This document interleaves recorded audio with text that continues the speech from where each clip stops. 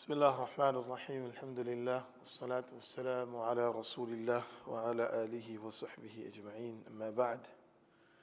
Respected brothers and sisters, all praise belongs to Allah subhanahu wa ta'ala for granting us the opportunity to start our day with the Masjid, with the house of Allah subhanahu wa ta'ala. We ask Allah to accept our ibadah. We ask Allah subhanahu wa ta'ala to forgive our shortcomings, grant us the khair of this day and protect us from all types of evil. Ameen ya Rabbal Alameen. From the advices of those who have left before us regarding the preparation for our ultimate day of judgment, where a person will have to give account of all the actions, Ibn Hajar has compiled all of these statements from different scholars, from the Sahaba Ridwanullahi alayhim ajma'een, from the Tabi'un rahimahumullah. So today's statement is narrated by Imam A'mash Sulaiman ibn Mahran. Sulaiman ibn Mahran he's mainly known by Imam al-A'mash. He was a great Tabi'i. He has narrated over 1,300 ahadith from the companions of the Prophet sallallahu alaihi wasallam. And the Imam Al-Dhahabi has mentioned in Siyaru A'lam al-Nubala regarding Imam A'mash that his entire life was dedicated in narrating the hadith of the Prophet sallallahu alaihi wasallam. And he was a great scholar of his time, and many great scholars have taken benefit from Imam A'mash, like Abdullah bin Mubarak, Nu'man ibn Thabit, Imam Abu Hanifa rahimahullah. In fact, once there is a story which Allama Zahabi has mentioned that the mother of Imam Abu Hanifa, even though Imam Abu Hanifa was a great scholar, but his mother she would never ask an opinion or Islamic ruling from her own son, because it was her son. So she always would ask that if there is anything that she would need in regards to Islamic ruling, she would tell her son to go and ask another scholar. So Imam Abu Hanifa, he was a fiqh scholar. He was, morally advanced in the fiqh field. It's not that he was not advanced in any other field, but he was known as a fiqh scholar. Whereas Imam A'mash, who was also the teacher of Imam Abu Hanifa, because Imam Abu Hanifa has narrated many narrations from Imam Sulaiman ibn Mahran, Imam A'mash. So the mother of Imam Abu Hanifa one day told her son, Abu Hanifa, to go and ask an Islamic ruling from Imam A'mash, Sulaiman ibn Mahran. So Imam Abu Hanifa, he, went to his mother and he said, I know the ruling, this is the ruling. He says, no, I don't trust you. Go and ask Imam A'mash. I trust him. So Imam Abu Hanifa, listening to his mother, is a great Imam, great scholar, but listening to his mother, he went to Imam A'mash.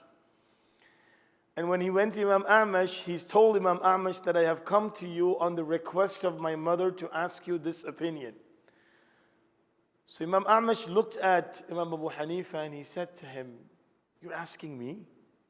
You're a great Imam of fiqh, and this is a fiqh ruling. It's not even about a hadith that you would want to come and ask an expert of hadith. He said, Imam Abu Hanifa says, yes, but this is a command of my mother, and I would like to fulfill. And I'm going to come and ask you because my mother has commanded me to ask you. So after Imam Abu Hanifa said this, he said, Imam A'mash, this is the ruling of this question, so you repeat it back to me so I can go and tell my mother that Imam A'mash has said this.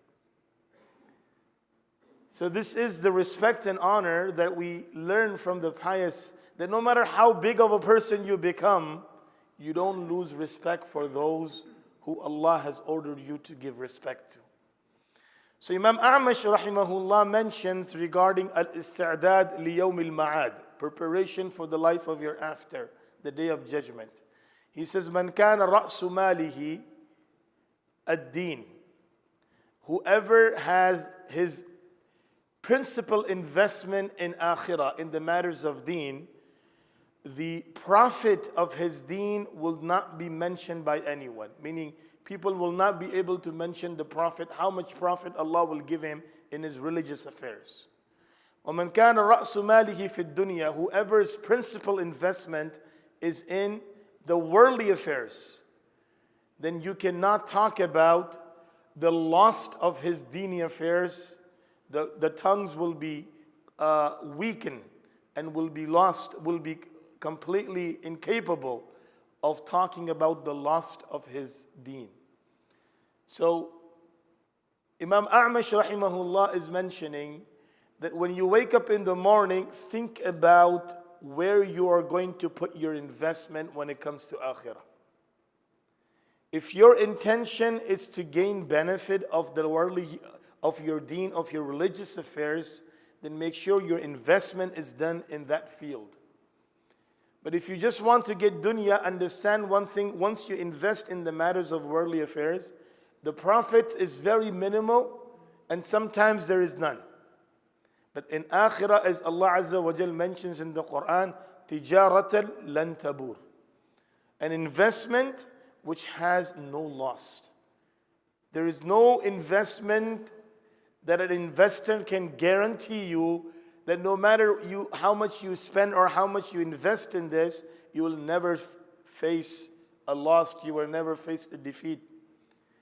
But Allah Azza wa Jal, He is saying in the Quran that if you invest in those things that Allah subhanahu wa ta'ala is going to, Allah Azza wa Jal has ordered you, then you'll never encounter loss in your life. يا أيها الذين آمنوا هل أدلكم على تجارة تنجيكم من عذاب أليم تؤمنون بالله ورسوله وتجاهدون في سبيل الله بأموالكم. Allah Azza wa Jal says that, O believers, shall I not direct you towards a business which will not have any loss in it at all?